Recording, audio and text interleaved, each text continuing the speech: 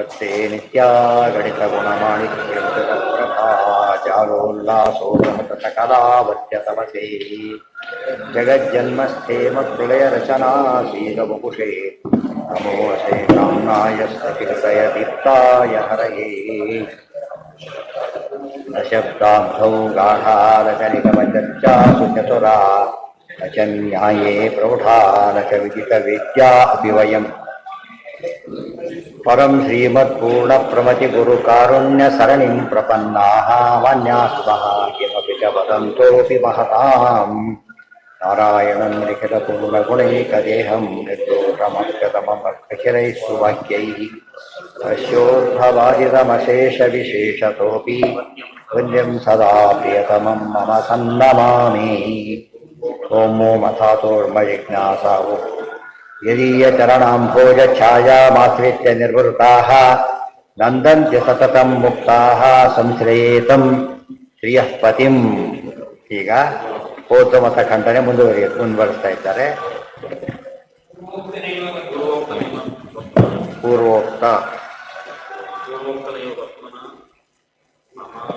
ಪೂರ್ವೋಕ್ತೇನೈವ ವರ್ತ್ಮನ ಅಮಾನತ್ವ ಶ್ರುತೇಸ್ತಸ್ಯ. ಹಿಂದೆ ಹೇಳಿದ ರೀತಿ, ವರ್ತ್ಮಾನದ ರೀತಿ, ಹಿಂದೆ ಹೇಳಿದ ರೀತಿಯಲ್ಲಿ ಅಮಾನತ್ವ ಶ್ರುತಿ, ಶ್ರುತಿಯನ್ನು ಒಪ್ಪಲಿಲ್ಲ, ನೀನು ಪ್ರಮಾಣ ಅಂತ ಹೇಳಿ ತತ್ವ ಇರ್ಬೋದು. ಒಂದೇ ಆಯ್ತು. ಈಗ ಭಾರಿ ದೊಡ್ಡವರು ಮಾತು ಕೇಳೋದಿಲ್ಲ, ಅವ್ರ ಮಾತು ಕೇಳೋದೇ ಇಲ್ಲ, ಎಲ್ಲ ಒಂದೇ. ಅರ್ಥ ಏನು ಕೇಳೋದ್ರೊಳಗೆ? ಈಗ ಅವೈದಿಕರು ವೇದ ವಿರೋಧಿಗಳು ಎಂದು ಏನು ಬಂದ ರಿಸಲ್ಟ್ ಒಂದೇ ತಾನೇ. ಈಗ ಊಟಕ್ಕೆ ಬರಲಿಲ್ಲ, ಬಂದು ಊಟ ಮಾಡಲಿಲ್ಲ, ಎಲ್ಲ ಒಂದೇ. ಬಂದು ಉಪಯೋಗ ತಸ್ಯ ಮಾಯಾವಾದಿನೋ ಮತ್ತೆ ಶ್ರುತೇ ಅಮಾನತ್ವ. ಶ್ರುತಿ ಅಪ್ರಮಾಣ, ಸಿಟ್ಟು ಬರೋದು. ಪ್ರಮಾಣ ತಿಳ್ತೀವಲ್ರಿ ನಾವು ಅಂತ ಕೇಳಿದ್ರೆ, ನಮ್ಮಷ್ಟು ವೇದ ನೀವೇ ಓದೋದಿಲ್ಲ ಅಂತ ಹೇಳ್ಬೋದು. ಅದಕ್ಕೆ ಆಗಲ್ಲ. ಅರ್ಥ ಒಪ್ಪಿಲ್ಲ ಅಂದ್ರೆ ಏನು ಉಪಯೋಗದೊಳಗೆ? ಈಗ ಕಥಂ ಪ್ರಾಮಾಣ್ಯಾಚಿತ ವೇದಸ್ಯ ಇತ್ಯಾದಿನ ಪೂರ್ವಯುಕ್ತೈನೈವ ಹೇಳಿದ್ದೇವೆ. ಅತತ್ವವಾದಕ ಅತತ್ವ ವೇದಕ ಅಂತ ಹೇಳಿದ ಮೇಲೆ ಒಪ್ಪಿಲ್ಲ ಅಂತಾನೆ ಅರ್ಥ. ಆ ದೊಡ್ಡವರು ಅವ್ರ ಮಾತು ಕೇಳೋದಿಲ್ಲ ಅಷ್ಟೇ. ನ ಸರ್ವೋ ವೇದೋ ಅತತ್ವ ವೇದಕಃ ಕಿಂತು ವಿಧಿ ನಿಷೇಧಾತ್ಮಕ ಏವ ಅಥಥಾಭೂತಸ್ತು ವೇದಾಂತಾಃ ತತ್ವವೇದಕ ಇತಿ ಚೇನ್ನ ಸರ್ವಧರ್ಮೋಚ್ಚಿತಸ್ಯಾಶ್ಚ ಕಿಂ ಶಾಸ್ತ್ರೇಣ ಅಧಿಗಮ್ಯತೆ ಇತ್ಯಾದಿನ ಪೂರ್ವೋಕ್ತೇನೈವ ವರ್ತ್ಮನ ಅತ್ರ ತತ್ವೇ ಶ್ರುತೇರಮಾನತ್ವ. ಒಂದು ಪ್ರಶ್ನೆ ಹಾಕೊಂಡು ಉತ್ತರ ಕೊಡು. ಅವ್ರು ನೋಡಿ, ನಾವು ಎಲ್ಲ ವೇದ ಅಪ್ರಮಾಣ ಅಂತ ಹೇಳಿಲ್ಲ, ಅತತ್ವ ವೇದಕ ಅಂತ ಹೇಳಿಲ್ಲ. ಇವೆಲ್ಲ ವೇದ ಏನೇನೋ ವಿಧಿ ನಿಷೇಧಗಳಲ್ಲಿ ಹೇಳ್ಬಿಟ್ಟಿದ್ದಾರೆ, ಅವೆಲ್ಲ ಅತತ್ವ ವೇದಕ. ಬ್ರಹ್ಮನ ಬಗ್ಗೆ ಹೇಳೋದು ಮಾತ್ರ ತತ್ವ ವೇದಕ ಅಂತ ಹೇಳಿದ್ದೇವಲ್ಲ ಅಂತ ಕೇಳಿದರೆ, ಅಲ್ಲ ಬ್ರಹ್ಮನಿ ವಿಧಿ ನಿಷೇಧ ವಿರೋಧೇ ಬ್ರಹ್ಮನಿಗೋಸ್ಕರ, ಪ್ರೀತಿ ಮಾಡೋದಕ್ಕೋಸ್ಕರ, ದೇವ್ರ ಮಹಿಮೆಗಳಷ್ಟಕ್ಕೋಸ್ಕರ. ಅದಿಲ್ಲ ಅಂದಮೇಲೆ ದೇವ್ರು ಇಟ್ಕೊಂಡು ಬಿಟ್ಟರೆ ಈಗ ಅದನ್ನು ಕರೆಂಟ್ ದೀಪ ವ್ಯವಸ್ಥೆ ಸ್ವಿಚ್ ಹಾಕ್ಬೇಕು ನಿಮಗೆ. ಅದಕ್ಕೀಗ ಕರೆಂಟಿನ ಪರ್ಪಸ್ ಏನು ಉಪಯೋಗಿಸ್ತಾನೆ. ನೀವು ಅದೇ ಇಲ್ಲ ಅಂತ ಹೇಳಿದ್ರೆ ಹಾಕ್ಸ್ಕೊಂಡು ಏನು ಮಾಡ್ತೀವಿ? ಹಾಗಿದ್ರೆ ಹೌದಾ? ಏನು ಉಪಯೋಗ ಇಲ್ಲ. ಕೆಲಸತ್ತೆ ಹೇಗೋ ಬಿಡೋ ಮನೆ ರಿಪೇರಿ ಹಾಕಿ ಮಾಡೋದು, ಆ ಥರ ಯೋಚನೆ ಮಾಡ್ತಾರೆ. ಅಂಥ ಹೊತ್ತಿನಲ್ಲಿ ಇದೇ ತೊಗೊಂಡು ಏನು ಮಾಡ್ತೇನೆ? ಈಗ ಸರ್ವಧರ್ಮಾಚ್ಯುತಸ್ಯಾಶ್ಚ ಕಿಂ ಶಾಸ್ತ್ರೇಣಾಧಿಗಮ್ಯತೆ. ಆ ಬ್ರಹ್ಮನಲ್ಲಿ ಒಂದು ನೋಡಪ್ಪ ಹೀಗೆ ಮಾಡಿ, ಸಿಂಪಲ್ ನಿಮ್ಮ ಪ್ರಕಾರ ಹೇಳ. ಈಗ ಜಗತ್ತೆಲ್ಲ ಸುಳ್ಳು ನಿಮ್ಮ ಪ್ರಕಾರ ಹೋಯ್ತು, ವೇದದಿಂದ ಏನು ಉಪಯೋಗ ಇಲ್ಲ. ಅದರಿಂದ ಬ್ರಹ್ಮನ್ ತಿಳ್ಕೊಂಡ್ರೆ ಅವ್ನು ನಿರ್ಗುಣ. ಏನು ಮಾಡಬೇಕಾಗಿತ್ತು? ಈಗ ವಿಷಯನೇ ಇಲ್ವಲ್ಲ. ಹಾಗಾಯಿತು. ಅದಕ್ಕೆ ಸರ್ವಧರ್ಮೋಜ್ಜಿತಸ್ಯಾಶ್ಚ ಕಿಂ ಶಾಸ್ತ್ರೇಣ ಅಧಿಗಮ್ಯತೆ. ನಿರ್ಗುಣ ಬ್ರಹ್ಮನಿಗೆ ಡೀಟೇಲ್ ಅಷ್ಟು ಏನು ಡೀಟೇಲ್ ಸ್ಟಡಿ ಮಾಡೋದು? ಬರೀ ಪೇಪರ್ ಎಷ್ಟೊತ್ತು ಓದ್ತೇನೆ ನೀವೀಗ? ಬರೀ ಅಂತ ಗೊತ್ತಾಗ್ತಷ್ಟು ಬಿಟ್ಬಿಡ್ತೇವೆ ಅಷ್ಟೇ. ಆ ಕಡೆ ಹೌದು ತಾನೆ? ಆದ್ದರಿಂದ ನಿರ್ಗುಣ ಬ್ರಹ್ಮನನ್ನ ಏನಂತ ತಿಳಿಯೋದು, ಏನಂತ ಉಪಾಸನೆ ಮಾಡೋದು? ಇತ್ಯಾದಿನ ಪೂರ್ವೋಕ್ತೇನೈವ ವರ್ತ್ಮನ ಅತ್ರ ತತ್ವೇ ಶ್ರುತೇರಮಾನತ್ವ. ತತ್ವದಲ್ಲಿ ಶ್ರುತಿಗೆ ಪ್ರಮಾಣ ಒಪ್ಪಿಲ್ಲ. ಆದ್ದರಿಂದ ನೀವು ಬಾಯಿಗೆ ಒಪ್ಪಿದರೆ ಅವ್ನು ಔಟ್ ಅಂಡ್ ಔಟ್ ಹೇಳಿದ, ನೀವು ಅಲ್ಲ ಅಂತ ಒಪ್ಪಿ ಆಮೇಲೆ ಇಲ್ಲ ಅಂತ ಹೇಳಿದ್ರಿ, ಎಲ್ಲ ಒಂದೇ ಆಯಿತು. ಅಸ್ತು ವಾ ಕಥಂಚಿತ್ ಶ್ರುತಿ ಪ್ರಮಾಣಂ ತಥಾಪಿ ನ ಅಸ್ಮದನುಮಾನಸ್ಯ ತದ್ಬಾಧ ಇತ್ಯಾಹನ ಚೇತ್.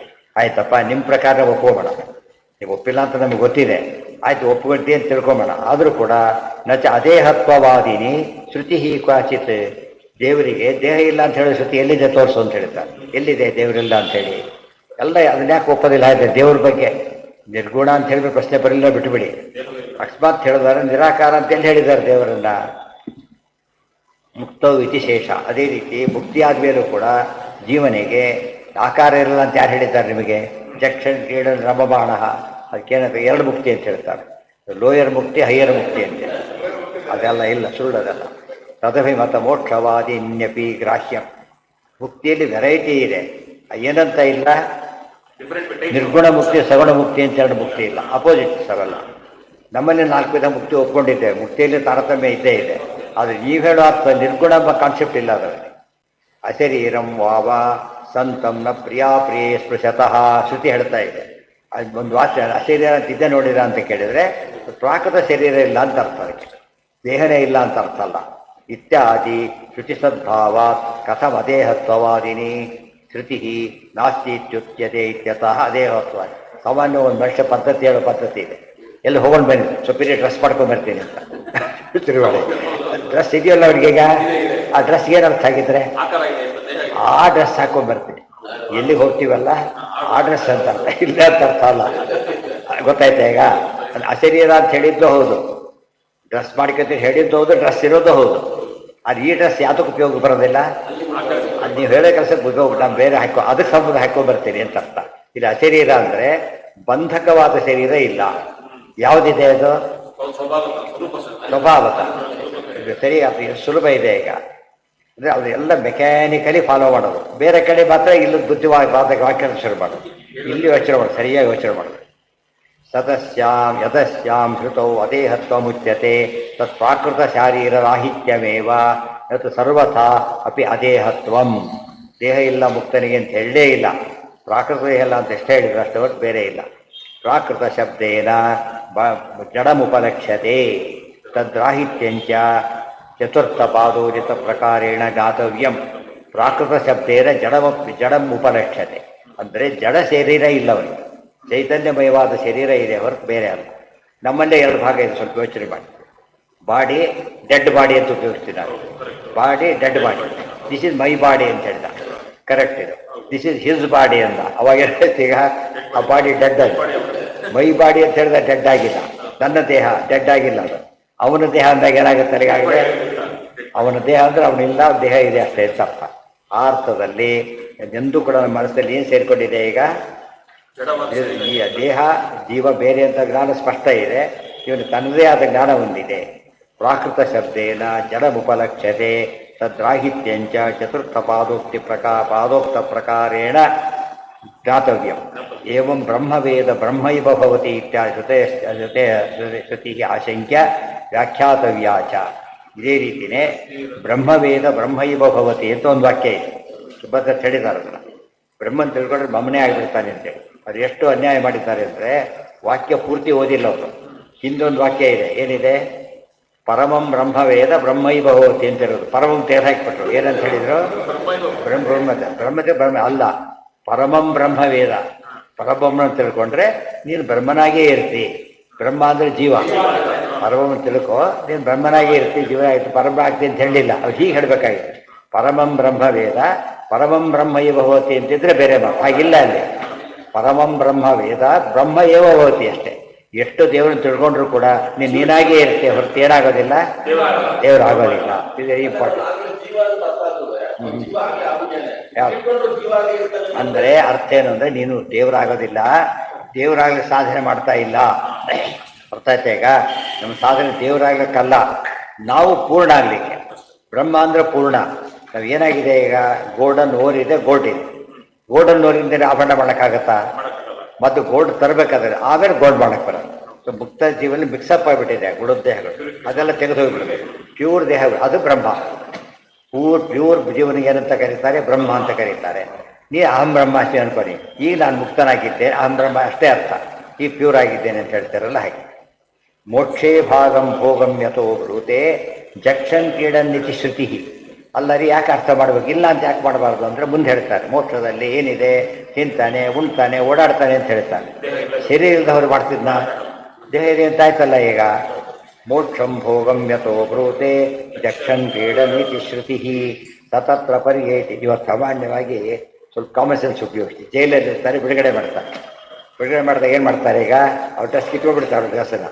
ಇವ್ರು ಬೇರೆ ಡ್ರೆಸ್ ಒಯ್ದು ಕೊಡ್ತಾರೆ, ಗೊತ್ತಾಯ್ತಾ? ಬೇರೆ ಡ್ರೆಸ್ ಕೊಟ್ಟರೆ ಅಲ್ಲಿ ಬರ್ತಾರೆ. ಅದೇ ಡ್ರೆಸ್ಸಲ್ಲಿ ಹೊರಗೆ ಬರಲ್ಲ ಅವರು, ಅದೇ ಡ್ರೆಸ್ಸಲ್ಲಿ ಹೊರಗೆ ಯಾವ ಬರೋದಲ್ಲ. ಮುಕ್ತಿದು ಹೊರಗೆ ಹೋಗ್ಬೇಕಾದ್ರೆ ಆ ಜೈಲ್ ಡ್ರೆಸ್ಸಲ್ಲಿ ಹೋಗೋದಿಲ್ಲ. ಯಾವ ಡ್ರೆಸ್ಸಲ್ಲಿ ಹೋಗ್ತಾರೆ? ಈಗ ಈ ಹೊರಗಿನ ಡ್ರೆಸ್ಸಲ್ಲಿ ಬರ್ತಾರೆ. ಮುಕ್ತರಲ್ಲೇ ಇರ್ತಾರಲ್ಲ, ಬಿಡುಗಡೆ ಈಗ ಅವ್ರ ಡ್ರೆಸ್ಸಲ್ಲಿ ಹೋಗ್ತಾರೆ, ಈ ಡ್ರೆಸ್ಸಲ್ಲಿ ಹೋಗೋದಿಲ್ಲ. ಅದಕ್ಕೆ ಡ್ರೆಸ್ ಚೇಂಜ್ ಆಯ್ತಾ ಹೊರತು ರೆಸ್ನೆಸ್ ಇರಲಿಲ್ಲ. ಗೊತ್ತಾಯ್ತಾ? ಅದು ಇಂಪಾರ್ಟೆಂಟ್. ಮೋಕ್ಷೇ ಭೋಗಂ ಯಥೋ ಬ್ರೂತೆ ಚಕ್ಷನ್ ಕ್ರೀಡನ್ನಿತಿ ಶ್ರುತಿ. ಇವತ್ತು ಸಾಮಾನ್ಯ ಒಂದು ಪ್ರಶ್ನೆ ಬಂತೀಗ, ದೇವರು ನಿರಾಕಾರಣ ಅಲ್ಲ, ಏನು ಕಾರಣ ಕೊಟ್ಟರು ಅದಕ್ಕೆ? ಆಕಾರ ಇರತಕ್ಕಂಥ ಜಗತ್ತನ್ನು ಸೃಷ್ಟಿ ಮಾಡಬೇಕಾದ್ರೆ ಸೃಷ್ಟಿ ಮಾಡೋದು ಏನಿರಬೇಕು? ಇದು ಆರ್ಗ್ಯುಮೆಂಟ್. ಅದೇ ರೀತಿಯೇ ಮುಂದೆ ಜೀವ ಮುಕ್ತನಾದನ್ನು ಭೋಗ ಮಾಡ್ಬೇಕಾದ್ರೆ ಏನಿರ್ಬೇಕು ಅವನಿಗೀಗ? ದೇಹ ಇರಬೇಕು. ಭೋಗ ಇಲ್ಲದವ್ರು ಏನು ಮಾಡಿ, ದೇಹ ಇಲ್ಲದ್ರೆ ಏನು ಮಾಡೋಕ್ಕೆ ಸಾಧ್ಯ ಇಲ್ಲ, ಅವರು ಭೋಗ ಮಾಡೋಕ್ಕೆ ಸಾಧ್ಯ ಇಲ್ಲ.